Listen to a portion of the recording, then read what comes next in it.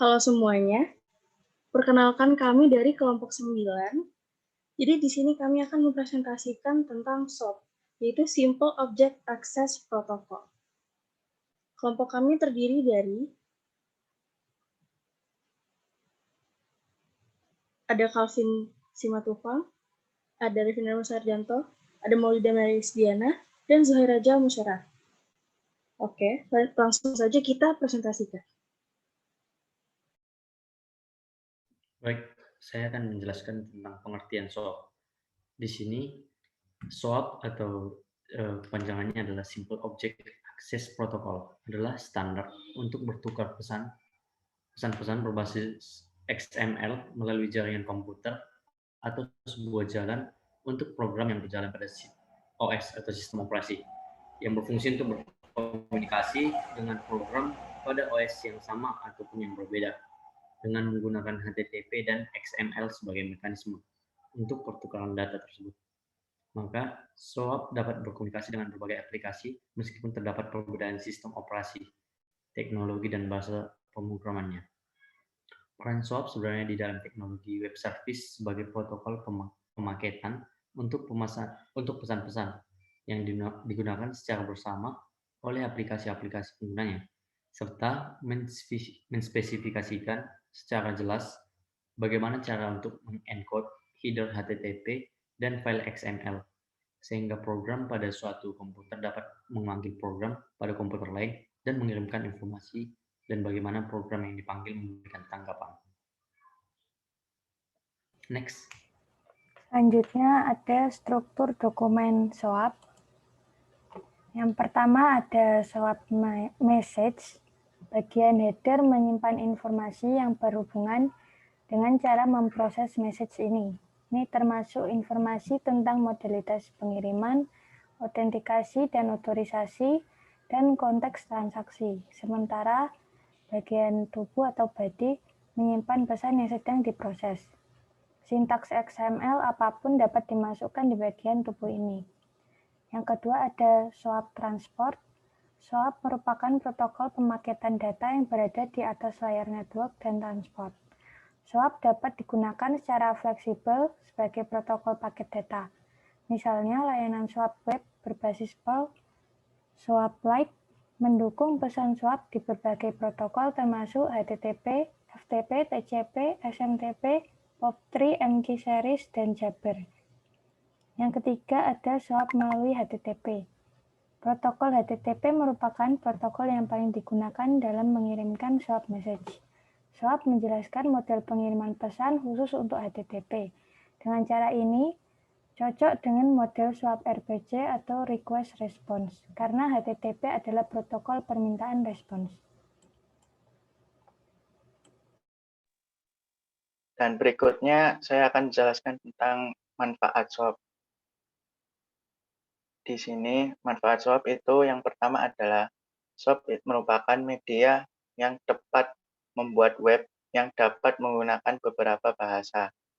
Kedua, SOAP adalah protokol lightweight atau ringan yang digunakan untuk pertukaran data antar aplikasi.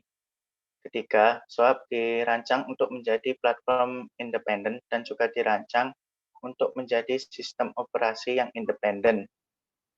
4. SOAP juga bekerja pada protokol HTTP yang merupakan protokol default yang digunakan oleh semua aplikasi web. Selanjutnya.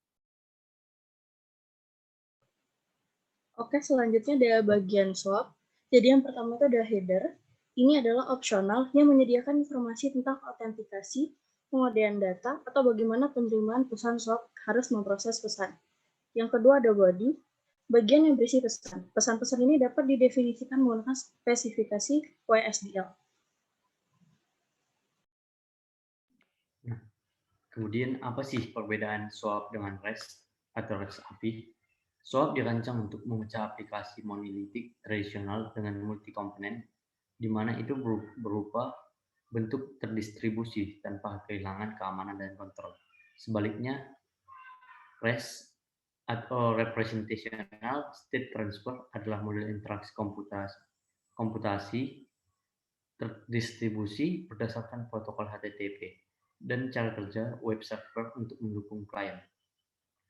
Kemudian, REST dijalankan melalui HTTP dan hampir selalu menjadi dasar untuk pengembangan dan komunikasi layanan mikro modern.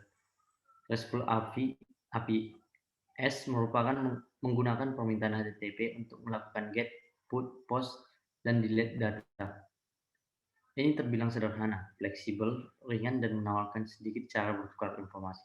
SOAP juga dapat menggunakan HTTP, namun dia berhubungan dengan elemen-elemen dari seperangkat alat komputasi terdistribusi yang kompleks, serta komponen aplikasi, dan ini membentuk bagian dari kerangka kerja yang berorientasi layanan total. Next. Selanjutnya ada kelebihan dan kekurangan SOAP. Di sini kelebihan SOAP. Yang pertama, pesan SOAP didefinisikan pada level tinggi dalam XML. Struktur XML dari SOAP membuatnya berguna untuk aplikasi yang mengharapkan informasi mereka disediakan dalam bentuk XML, dan fakta bahwa SOAP dapat menggunakan berbagai protokol jaringan, termasuk HTTP, berarti dia dapat dengan mudah melewati firewall, di mana protokol lain mungkin membutuhkan akomodasi khusus. Yang kedua, struktur data SOAP didasarkan pada XML yang mirip dalam banyak hal dengan HTML yang digunakan untuk mendefinisikan halaman web seperti HTML, XLM, dan sebagian besar dapat dibaca oleh manusia, yang membuatnya cukup mudah untuk memahami pesan SOAP, tetapi juga membuat pesan relatif besar dibandingkan dengan Common Object Request Broker Architecture atau CORBA dan protokol Remote Procedure Call atau RPC yang akan mengakomodasi data biner. Yang ketiga, terkait keamanannya, SOAP mendefinisikan keamanannya sendiri yang dikenal sebagai Web Service Security. Yang keempat, SOAP juga terbilang independen dalam bahasa dan platform. Layanan web SOAP juga dapat ditulis dalam bahasa pemrograman apapun dan dapat dieksekusi di platform apapun.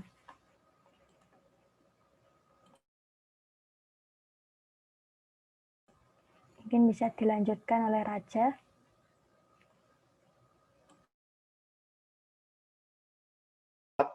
Yang pertama, kerugian terbesar dari SOAP dan SOA secara keseluruhan. SOAP secara keseluruhan adalah bahwa itu adalah protokol kelas berat untuk arsitektur kelas berat. Gagasan pesan yang melewati serangkaian node untuk diproses oleh masing-masing tampaknya mencampur protokol dan model arsitektur bus layanan untuk software atau perangkat lunak, dan tidak satupun dari keduanya dianggap optimal untuk pengembangan berbasis layanan mikro seperti yang populer digunakan saat ini. Terkait speed, mereka juga terbilang lambat. SOAP menggunakan format XML yang harus diuraikan untuk dibaca.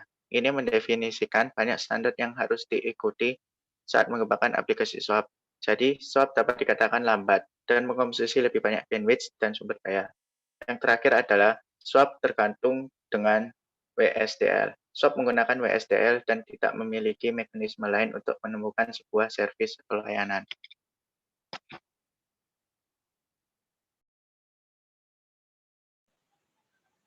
Oke, jadi ini adalah daftar pustaka di mana kami mencari sumber pembahasan tentang SOAP. Jadi saya ingin menyimpulkan sedikit bahwa Simple Object Access Protocol atau SOAP ini adalah protokol berbasis XML yang dikomunikasikan melalui HTTP. Bagian opsional yang terakhir dari spesifikasi SOAP protokol menentukan seperti apa tampilan pesan HTTP yang berisi pesan SOAP.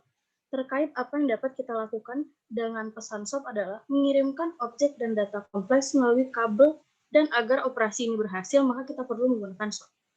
Ini tidak seperti pola yang terdapat pada REST yang hanya mendukung format data XML dan sangat mengikuti standar yang telah ditetapkan seperti struktur pesan, seperangkat aturan penyandian, dan konvensi untuk memberikan permintaan dan tanggapan prosedur.